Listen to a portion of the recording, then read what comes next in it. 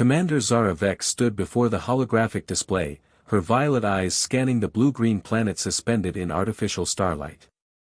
Earth. The name alone made seasoned warriors across the galaxy shudder. "Sir," Lieutenant Kale's voice broke the silence. "Scouting reports confirmed. The humans are still there." Zara's reptilian skin shifted to darker green, deep concern among her Zephyrian species. "How long since the last expedition?" 47 Earth years, Commander. "The Tellurian Empire's 1,000-ship armada, none returned."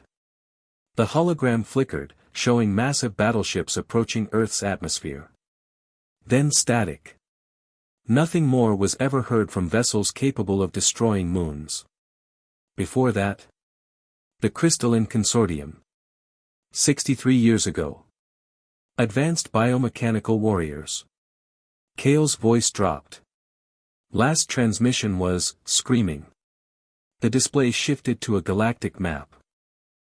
Red zones marked forbidden territories, but nothing glowed as crimson as the small system labeled Sol 3. "Lieutenant, what did Academy training teach about Earth?" Kale straightened. "Quarantine zone, sir. The species, humans, classified existential threat level Omega. 17 galactic civilizations tried conquest over the past millennium. None succeeded. What makes them dangerous?" "Reports are inconsistent, sir. Some claim physical indestructibility. Others say reality-warping technology. The ethereal collective insisted demonic possession." Zara's mandibles clicked. "All wrong, Lieutenant. And all correct." The war room doors hissed open. Admiral Thane entered, a towering crystalline figure whose exoskeleton reflected prismatic light. His Valerian species, ultimate galactic warriors, conquerors of 70 systems. "Commander Vex," his voice resonated like grinding stone. "You've reviewed intelligence on our destination?" "Yes, Admiral. I question this mission's wisdom." Thane's faceted eyes fixed on her. "The Council decided. Earth possesses needed resources, rare minerals, energy sources, and most importantly, human warfare secrets. We'll succeed where others failed by studying their methods." "Their methods, sir?" "Chaos, Commander. Pure unpredictability. Others fought humans with logic, superior technology, overwhelming force. We'll use their own weapon, unpredictability." Zara's skin rippled with unease. "If we fail like the others? Then the galaxy will know Earth truly is the deadliest place in existence." The communication array suddenly crackled. A transmission, not from their fleet, but from Earth itself. Translator circuits struggled, then displayed. "Unknown vessels detected at system perimeter. Earth Defense Command speaking. You're entering restricted space. Turn back or face consequences." 3 officers stared silently. No species had ever detected their stealth technology from such distance. "They know we're here," Kale whispered. "Impossible," Admiral Thane's voice carried uncertainty. "Our cloaking is flawless." Another message appeared, "We see you, Admiral." "Yes, you with the crystal armor. Turn around." Final warning. The war room fell silent except for life support hums. Somewhere on that distant world, humans watched them, tracked them, spoke across impossible distances with technology that shouldn't exist. And they knew the Admiral's name. The Coalition war fleet hung in space like metallic predators, weapons powered down per first contact protocols no one expected to use. Intelligence confirmed humans were primitive, barely capable of interplanetary travel. Admiral Thane was realizing those reports might be inaccurate. "Sir," Communications Officer Ilex called, tentacles dancing nervously across his console. "Another Earth transmission, in perfect galactic standard." "Impossible," Commander Vex interjected. "Galactic standard was developed 3,000 years ago by the ancients. No isolated species could know it." The main screen flickered, showing humanity's first face in galactic history. Deceptively fragile, soft pink skin, primitive binocular vision, hair growing from its scalp. But something in its eyes made Admiral Thane's crystalline form shift uncomfortably. "Greetings," the human said, voice mixing warmth and warning. "General Marcus Rivera, Earth Defense Command. We've been expecting you." "Expecting us?" Admiral Thane stepped forward, massive frame casting prismatic shadows. "How could you?" "We've monitored galactic communications for decades," the human interrupted with a smile. "We know about the Tellurian Empire's missing fleet. Tragic story.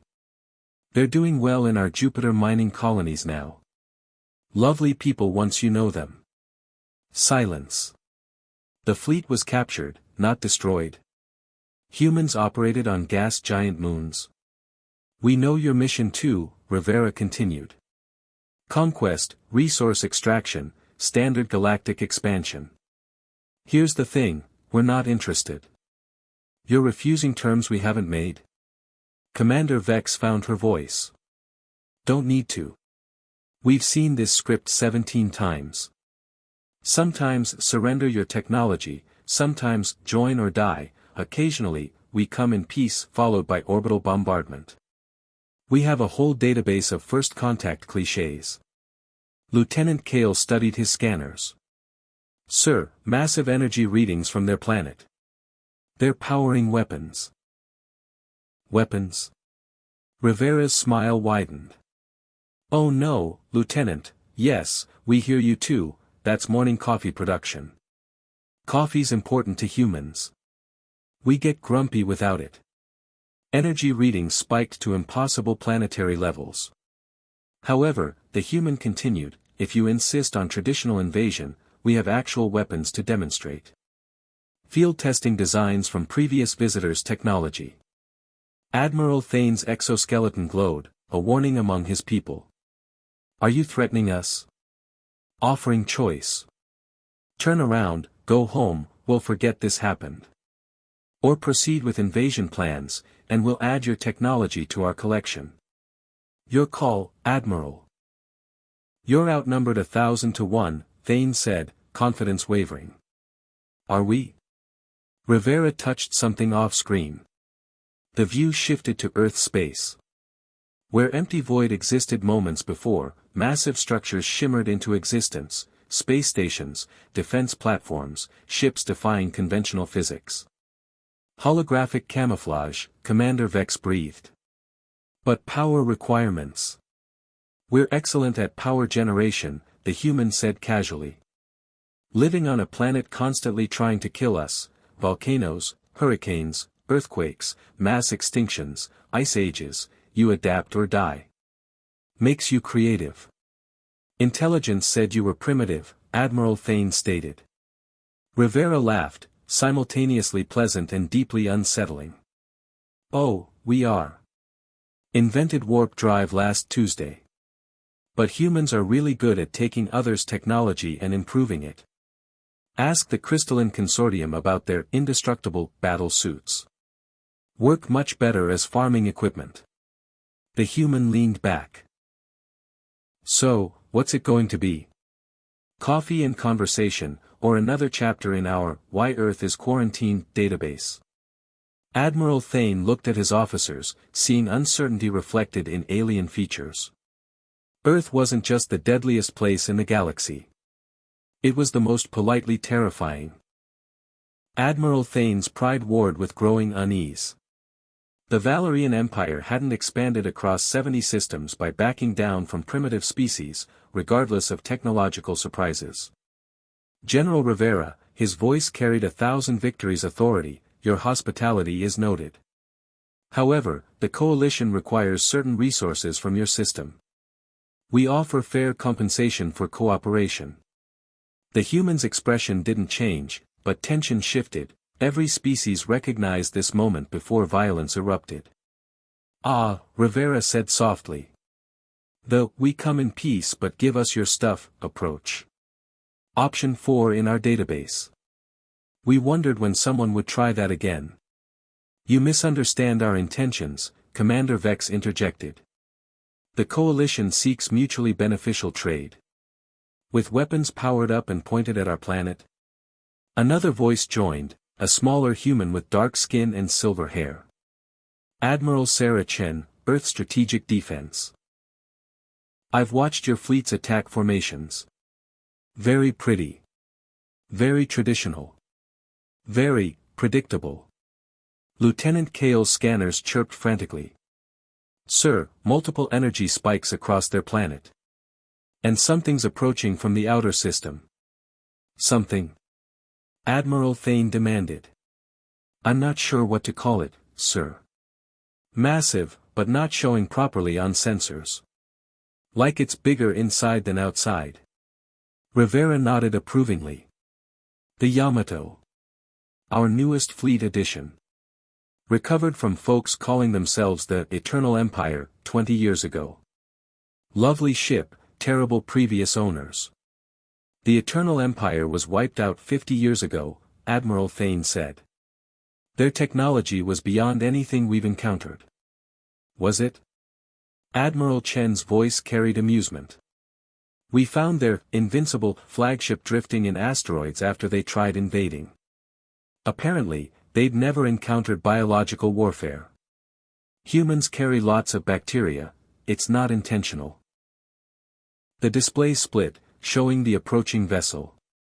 It defied every physics law the coalition understood, a structure folding space around itself, existing in multiple dimensions simultaneously. Beautiful, isn't she? Rivera said. We've made improvements. Added cup holders, better air conditioning, and special weapon modifications. What modifications? Commander Vex asked reluctantly. Original designers focused on big, dramatic energy beams announcing intentions from half systems away. Very impressive, not very practical. We prefer subtlety. On tactical displays, the human ship simply disappeared. Where did it go? Lieutenant Kale demanded, instruments showing nothing. Still there, Admiral Chen said casually. We borrowed ethereal collective technology, lovely people, terrible at combat, combined it with shadow dominion techniques. Turns out you can be invisible in multiple dimensions if you know the tricks. Alarms blared across the coalition flagship. Weapons powered down without authorization, life support cycled through unfamiliar patterns, navigation computers displayed human poetry. How are you doing this? Admiral Thane's exoskeleton flared combat colors. Our systems are isolated. Are they? Rivera tilted his head. We understood all coalition vessels use quantum-entangled communication arrays for coordination. Very useful, except when someone else exploits it. Bridge lights flickered. When they stabilized, a new figure stood beside Admiral Thane. A human in simple uniform, no visible weapons or technology. Good morning, the human said pleasantly. Captain James Wilson, Earth Diplomatic Corps. Sorry for the informal introduction, but your airlock was locked. Every bridge weapon swung toward the intruder, but the human seemed unconcerned. How did you board my ship? Admiral Thane demanded. Teleportation. Borrowed from the Mystic Confederation. Lovely people, but never made it reliable. We added human engineering, redundancy, error correction, and really good GPS. Captain Wilson smiled warmly. You know, this is nice work. Very artistic. We could improve efficiency 30% without affecting aesthetics. You're not taking our ship, Admiral Thane said with absolute authority. Take it? No, Admiral, we're offering choice. Turn around and leave, keep your ship, crew, everyone goes home happy. Or. Wilson's pleasant expression never changed, but somehow the temperature dropped. Or we demonstrate why 17 galactic civilizations tried conquering Earth, and none succeeded. Earth wasn't the deadliest place because humans were monsters. It was deadliest because they were too friendly to conquer, too clever to underestimate, and too polite to kill visitors outright. They preferred sending them home with stories. The Coalition flagship's command center had transformed into a diplomatic meeting room, complete with what Captain Wilson assured them was Earth's finest coffee. The humans seemed genuinely pleased to have guests, despite their arrival circumstances. "So," Admiral Thane said, carefully holding a cup designed for opposable thumbs, "you claim to have defeated 17 galactic civilizations without destroying them?" "Not defeated," General Rivera corrected from the main screen. "Convinced. There's a difference. Though from your perspective, the result's the same." Commander Vex set down her cup. The liquid was simultaneously energizing and calming. "Our intelligence networks never recorded major battles in this system." "How is that possible?" Captain Wilson smiled and gestured to the viewport where Earth hung peacefully. "Because humans learned something important early. The best way to win a war is convincing your enemy that fighting isn't in their best interest." "Psychological warfare," Lieutenant Cale said. "But our records show several civilizations possessed planet-killing technology." "Oh, they did," another voice joined them. A new human entered, older, with gray hair and kind eyes. "I'm Dr. Elizabeth Martinez, Earth's Director of Galactic Relations. I was here for most of those encounters." "Most of them?" Admiral Thane's crystalline form shifted colors. "How long do humans live?" "Dr. Martinez is 147 years old," Captain Wilson said casually. "We've made improvements to human physiology. Borrowed genetic techniques from the Eternal Empire, combined them with crystal communion regeneration technology, added our own medical advances. The Eternal Empire guarded their life extension secrets with their lives," Commander Vex said. "They weren't good at sharing," Dr. Martinez replied, settling into a human-proportioned chair. "Let me tell you about our first visitors, the hegemony of Ash. Lovely people, absolutely committed to universal ownership. Room displays activated, showing historical footage that shouldn't have existed. 96 years ago, Dr. Martinez continued as massive dark ships appeared in Earth's orbit. They arrived with 1,000 vessels, demanding immediate surrender and human relocation to labor camps. Standard Galactic Empire procedure." "What did you do?" Lieutenant Cale asked, leaning forward with obvious interest. "We invited them for dinner." Silence followed, broken only by life support system's gentle hum. "Dinner?" Admiral Thane's voice carried disbelief. "They came to conquer you, and you invited them for dinner?" "Humans are very social creatures," Captain Wilson explained.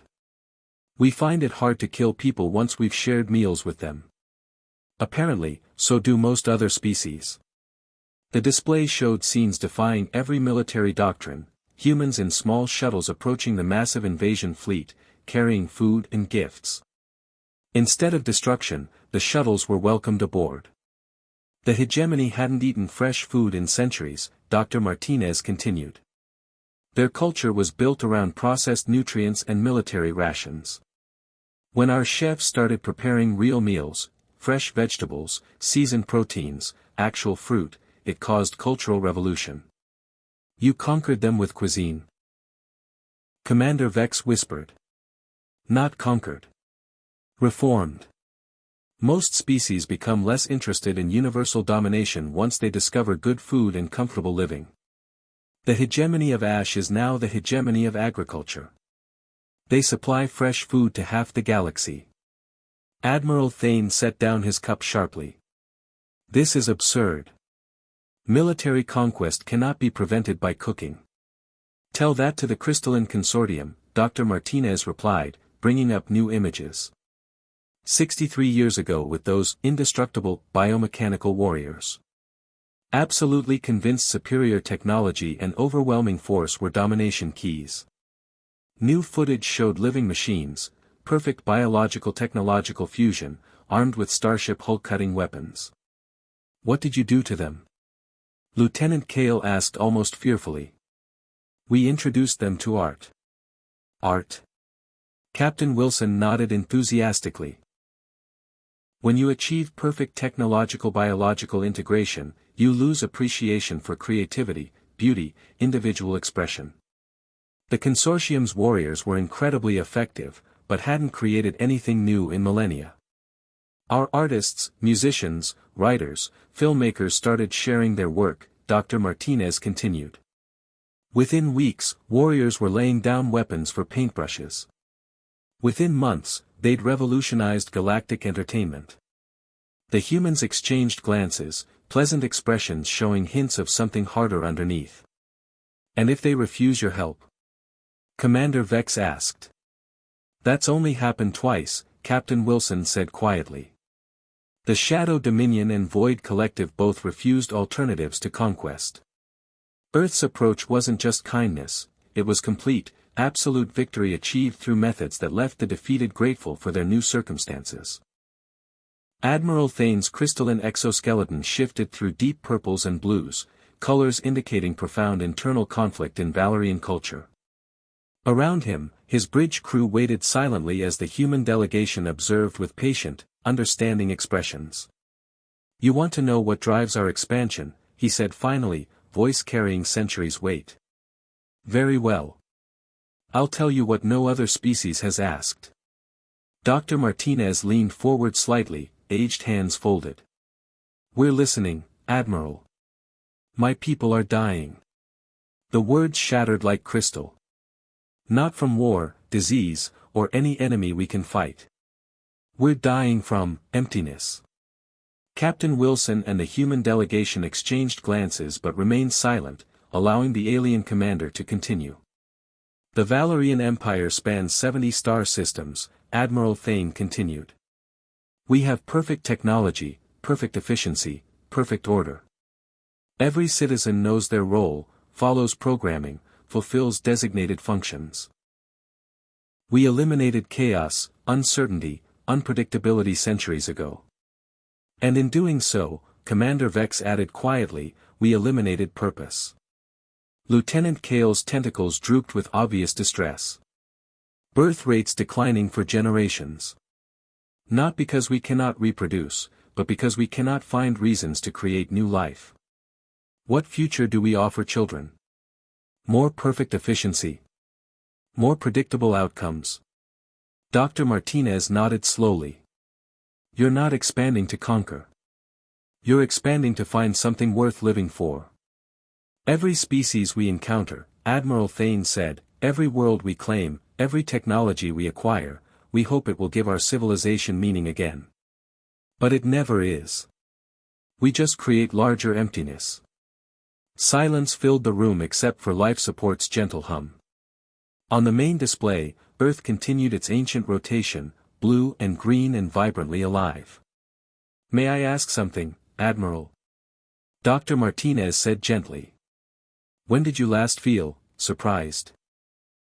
The question physically impacted the Valerian commander.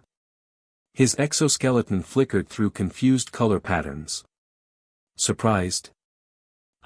That is not. Valorians do not experience surprise. We plan for all contingencies. When did you last laugh? We do not, laughter serves no functional purpose. When did you last create something just because you wanted to, not because it was required or efficient? Admiral Thane's massive form seemed to diminish. We do not engage in purposeless creation. Captain Wilson stood and moved to the viewport, gazing out at stars. Admiral, would you like to know why Earth is really the deadliest place in the galaxy? Tell me. Because we never stopped being surprised. Never stopped laughing. Never stopped creating things just because we wanted to. The human turned back. Every species that's tried conquering us has been searching for what your people are, purpose, meaning, reasons to keep going. They just didn't realize they were looking in the wrong place. Where should we look? Commander Vex asked, her reptilian skin shifting to softer colors. Dr. Martinez smiled. You're looking at it right now. Each other. She gestured to the coalition officers. You've conquered 70 systems, but when did you last really look at your crew? Not as functional units, but as individuals with thoughts, fears, dreams, desires. Lieutenant Kale's tentacles twitched with recognition. I used to write poetry, he said quietly. Before joining the military. About spaces between stars. Places where light has never been. His voice grew stronger. I wondered what might be born in that darkness, what might grow in silence. That's beautiful, Dr. Martinez said with unmistakable sincerity. Do you still write? No. It serves no purpose. What if it doesn't need to serve a purpose? What if the fact that you want to write it is purpose enough? Admiral Thane watched this exchange with growing fascination. You're suggesting meaning comes from individual expression? Among other things, Captain Wilson said. It comes from connection, curiosity, willingness to be vulnerable with each other. From asking, what if, instead of, what should. Your species maintained these inefficient behaviors despite achieving advanced technology? Commander Vex asked. Not despite achieving it, Dr. Martinez corrected. Because of it. Our technology advances because we're curious. We explore the galaxy because we want to meet new people. We defend our world because we love it and each other. Another voice joined from the ship's communication system. Admiral, this is General Rivera. I hope you don't mind, but I've been listening. And? We'd like to make you an offer. The display shifted to show Earth's surface, cities blending technology and nature, art and function, efficiency and beauty. Beings from dozens of species moved through streets, former conquerors now living, working, creating together. Instead of conquering Earth, Rivera continued, how would you feel about being conquered by it? For the first time in centuries, Admiral Thane was surprised. And it felt wonderful. 3 days had passed since the Coalition fleet arrived at Earth, and the alien vessels now floated in loose formation around humanity's homeworld, no longer an invasion force, but something unprecedented in galactic history, guests. Admiral Thane stood in what had once been his war room, now transformed into a cultural exchange center. Stellar cartography maps shared wall space with Lieutenant Kale's poetry, while Commander Vex's tactical analyses had evolved into what she bashfully called strategic art. I still don't understand how this happened, Admiral Thane said, examining a three-dimensional sculpture capturing quantum equations' mathematical beauty while expressing something indefinably emotional. 3 days ago, we were here to conquer you. Dr. Martinez looked up from helping Lieutenant Kale arrange his latest poems, verses about stellar birth that had made human astrophysicists weep with joy. What's changed about your mission, Admiral? Everything. Nothing. The massive crystalline being paused, exoskeleton shifting through contemplative hues. We came seeking resources, but found something else entirely. What's that? Captain Wilson asked, entering with a communications device. Questions, Commander Vex answered for her superior. We came with answers, how to conquer, extract resources, expand our empire. But you've given us questions instead. What do we want? Why do we want it? What would make us happy? And those are harder than plasma cannons, Lieutenant Kale added with something resembling laughter. I've written more poetry in 3 days than 3 decades. Captain Wilson's expression grew serious. Admiral, we need to discuss something important. We've been monitoring communications from your empire. The pleasant atmosphere shifted noticeably. Admiral Thane's colors immediately darkened to military alertness. What kind of communications? They've noticed your fleet hasn't reported according to schedule, Dr. Martinez said gently. They're sending reinforcements. How many? Commander Vex asked, skin already shifting to combat colors. All of them, Captain Wilson replied quietly. The entire Valerian Empire fleet. 2,000 vessels, including their new reality disruption weapons. Silence. Reality disruption technology was theoretical even by human standards, weapons literally rewriting localized physics laws. They think we've been captured or killed, Admiral Thane said, voice heavy with resignation. Standard protocol is complete system sterilization to prevent technology compromise. They'll destroy everything, Lieutenant Kale whispered. Earth, our ships, us. How long do we have? Commander Vex asked. 18 hours, Captain Wilson replied. Maybe 20 if their jump calculations are conservative. Admiral Thane moved to the viewport, staring at the peaceful planet below. In 3 days, he'd seen humans and former enemies working together, creating beauty, exploring ideas, finding joy in simple existence. The thought of that ending in nuclear fire filled him with an emotion he'd never experienced, protective rage. There is one possibility, he said slowly. I could order the fleet to stand down. My admiral authority might carry enough weight to prevent immediate attack. Might? Dr. Martinez asked. Valerian military doctrine is absolute, Commander Vex explained. If they believe we've been compromised, they'll ignore our orders. They might consider us enemy combatants. Captain Wilson activated his device. General Rivera, are you listening? Always am, Captain. I take it our guests received news from home. 2,000 ships with reality disruption weapons. 18 hours. Ah. I was wondering when we'd test the new defensive systems. Admiral Thane spun around, entire exoskeleton flaring with alarm.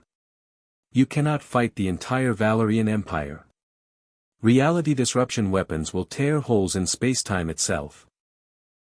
Oh, we're not planning to fight them, Admiral. Rivera's voice carried familiar polite confidence that had become both comforting and terrifying. We're planning to welcome them. Welcome them? Lieutenant Kale's tentacles writhed with confusion. They're coming to destroy everything. 18 hours later, space around Earth erupted with the arrival of 2,000 Valerian warships. Reality disruption weapons powered up, their energy signatures bending spacetime into impossible geometries. It was the largest military force ever assembled in galactic history. Admiral Thane stood on his bridge, no longer wearing his ceremonial battle armor but simple civilian clothes the humans had provided. Around him, his crew watched nervously as their own people prepared to destroy them.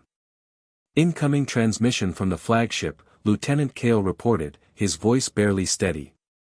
Put it through, Admiral Thane said. The main screen flickered to life, showing Supreme Admiral Corax, Thane's superior and oldest friend. His crystalline form pulsed with furious reds and oranges. Admiral Thane, Corax's voice carried absolute authority. You have 30 seconds to explain why you've ignored 17 direct orders and why your fleet appears to be socializing with the enemy. Corax, old friend, Thane said quietly, they're not the enemy. They're the solution. Solution to what? Your standing orders were conquest and resource extraction. The solution to why we're dying inside, Commander Vex interjected, stepping into view. Why our people haven't felt joy in centuries. Why we conquer worlds but never find meaning. Supreme Admiral Corax's colors shifted to confused purples. Commander Vex. What has happened to you? Your psychological profile shows impossible changes. I learned to create art, she said simply. Not for efficiency, not for function, but because it makes me happy. Lieutenant Kale appeared beside her. I've written 47 poems about the darkness between stars, sir. Would you like to hear one? Poems? Corax's voice cracked with disbelief. You've been compromised. All of you. Prepare for immediate extraction and mental reconditioning. Admiral, Captain Wilson's voice came from off-screen, may I address Supreme Admiral Corax? You may, Thane nodded.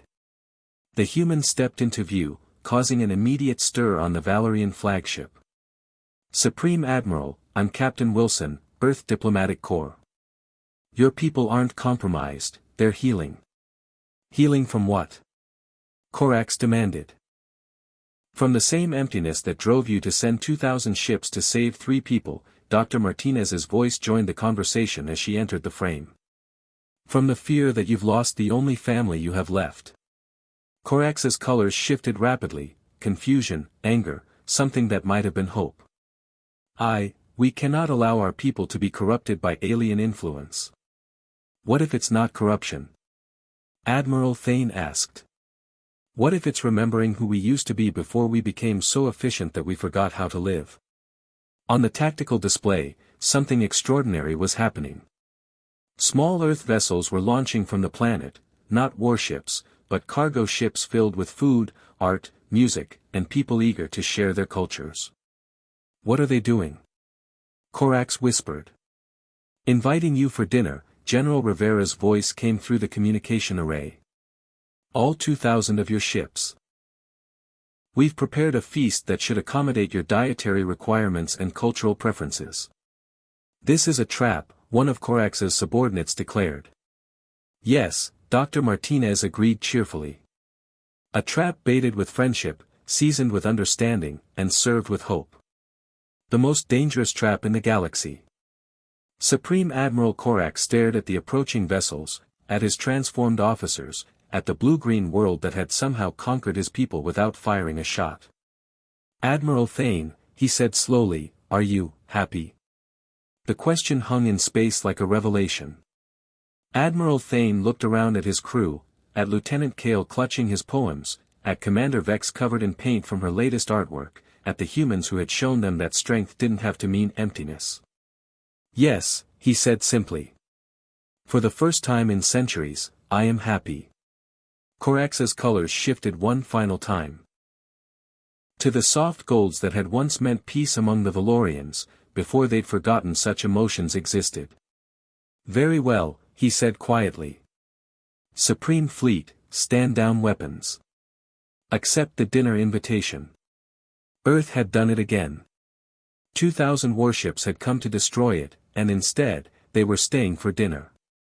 In the end, Earth truly was the deadliest place in the galaxy, because once you experienced what it meant to be truly alive, you could never go back to merely existing. And that, Admiral Thane realized as he watched his people discover joy for the first time in centuries, was the most terrifying weapon of all. The end.